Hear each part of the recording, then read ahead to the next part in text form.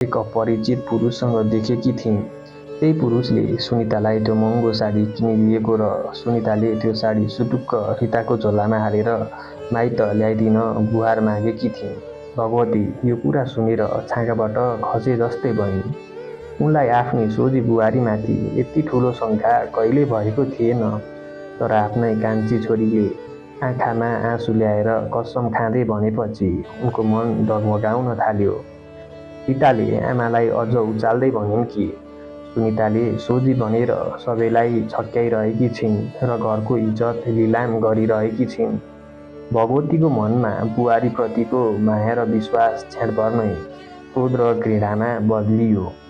भान्साबाट मुस्कुराउँदै बाहिर निस्केकी सुनितालाई सासूले यस्तो कठोर र शङ्कालु नजरले हेरिन् कि सुनिताको मुस्कान ओठैमा स्तब्ध भयो। उनले सासूलाई के भयो भनेर सोध्ने हिम्मत पनि गर्न सकिनन्, किनकि भगवतीको अनुहारमा स्पष्ट रूपमा घिन र रिस झल्किरहेको थियो।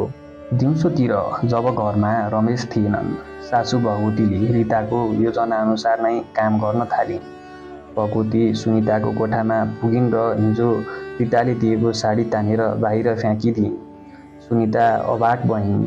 उनले रुँदै सासूको गोडा समातेर आफ्नो कसुर सोधिन्, तर भगवतीले सुनिताको एउटा कुरा पनि सुनिनन्।